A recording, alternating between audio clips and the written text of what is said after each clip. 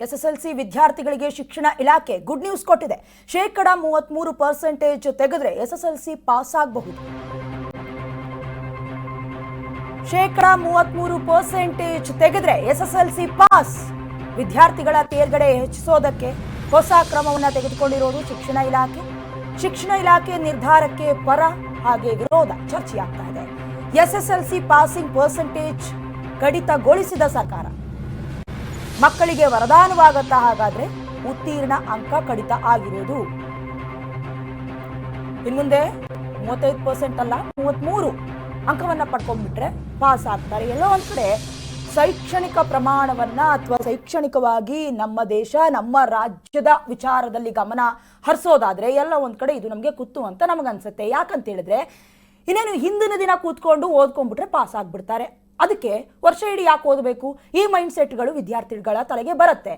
ಒಂದನೇದಾಗಿ. ಎರಡನೇದಾಗಿ ಹೇಗಿದ್ರು ಇಂಟರ್ನಲ್ಸ್ ಅಂತ ಅಂದರೆ ಶಾಲೆಯಲ್ಲೇ ಕೆಲವೊಂದಷ್ಟು ಪ್ರಾಜೆಕ್ಟ್ಗಳು ಕೊಡ್ತಾರೆ, ಅಲ್ಲೇ 20 ಮಾರ್ಕ್ಸನ್ನು ತೆಗೆದುಕೊಂಡ್ಬಿಡ್ತಾರೆ. ಇನ್ನು 33% ಅಂತ ಹೇಳಿದ್ರೆ ಇನ್ನೊಂದು 20 ಮಾರ್ಕ್ಸು ಒಂದೆರಡು ಕ್ವಶನ್ ಕಲ್ತ್ಕೊಂಡು ಬಂದು ಬರೆದು ಬಿಟ್ರೆ ಪಾಸ್ ಆಗ್ತಾರೆ. ಆದರೆ ಈ ಮೌಲ್ಯಮಾಪನ ಎಷ್ಟರ ಮಟ್ಟಿಗೆ ಕುತ್ತಾಗತ್ತೆ? ಅದರ ಜೊತೆಗೆ ಎಲ್ಲರೂ ಕೂಡ ಕಡಿಮೆ ಪರ್ಸೆಂಟೇಜನ್ನು ತೆಗೆದುಕೊಂಡು ಬಂದರೆ ಈ ಕ್ಯಾಂಪಸ್ ಸೆಲೆಕ್ಷನ್ ಆಗಿರಬಹುದು ಅಥವಾ ಈ ಕೆಲಸಕ್ಕೆ ಸಂಬಂಧಪಟ್ಟಂತೆ ಸೀಟ್ ರಿಸರ್ವೇಷನ್ ಇದಕ್ಕೆಲ್ಲವೂ ಕೂಡ ಧಕ್ಕೆ ಆಗುವಂಥ ಕುತ್ತು ತರುವಂಥ ಕೆಲಸಗಳಾಗ್ಬಿಡ್ತವೆ. ಅದರಲ್ಲೂ ಮುಖ್ಯವಾಗಿ ಇಂಜಿನಿಯರ್ಸ್ ಸೀಟ್ ಪಡ್ಕೊಳ್ಬೇಕಂದ್ರೆ ಮೆಡಿಕಲ್ ಸೀಟ್ ಪಡ್ಕೊಳ್ಬೇಕು ಅಂದರೆ SSLC ಮಾರ್ಕ್ಸನ್ನು ಕನ್ಸಿಡರ್ ಮಾಡ್ತಾರೆ.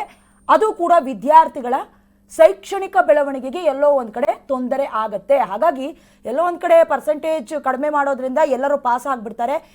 ನಮ್ಮ ಶಿಕ್ಷಣ ಇಲಾಖೆಯಿಂದ ಆ ಕಪ್ಪು ಮಸಿ ಏನಿರುತ್ತೆ ಅಂದರೆ ಕಡಿಮೆ ಪರ್ಸೆಂಟೇಜ್ ತಗೊಂಡಿರೋದಕ್ಕೆ ಇನ್ನಷ್ಟು ಕ್ಲಾಸ್ ತೆಗೆದುಕೊಳ್ತಾರಲ್ಲ, ಅದರಿಂದ ತಪ್ಪಿಸ್ಕೊಳ್ಳೋದಕ್ಕೆ ರಾಜ್ಯ ಶಿಕ್ಷಣ ಇಲಾಖೆ ಈ ರೀತಿಯಾದಂತಹ ಡಿಸಿಷನ್ ಅನ್ನು ತೆಗೆದುಕೊಂಡಿರಬಹುದು. ಆದರೆ ಅಷ್ಟರ ಮಟ್ಟಿಗೆ ಇದು ಉತ್ತಮ ಅಂತ ನಮಗೆ ಅನಿಸೋದಿಲ್ಲ.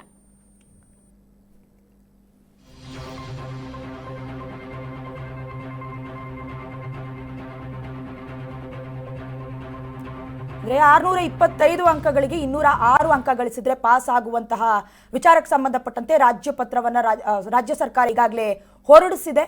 ಈ ಹಿಂದೆ ಸಾಕಷ್ಟು ಬಾರಿ ಪಾಸಿಂಗ್ ಅಂಕ ಕಡಿಮೆ ಆಗ್ತಾ ಇತ್ತು ಅನ್ನೋ ವಿಚಾರವನ್ನು ಗಮನದಲ್ಲಿ ಇಟ್ಕೊಂಡು ಈ ಒಂದು ವಿಚಾರವನ್ನು ಅಥವಾ ಸೂಚನೆಯನ್ನು ಕೊಟ್ಟಿರೋದು. ಇದನ್ನು ಮನಗಂಡ ಇಲಾಖೆಯಿಂದ ಮಹತ್ವದ ನಿರ್ಧಾರ ಅಂತ ಕೂಡ ಹೇಳಲಾಗ್ತದೆ. ಎಷ್ಟರ ಮಟ್ಟಿಗೆ ಒಳಿತಾಗತ್ತೆ, ಪರ ವಿರೋಧ ಚರ್ಚೆ ಆಗ್ತಾ ಇದೆ.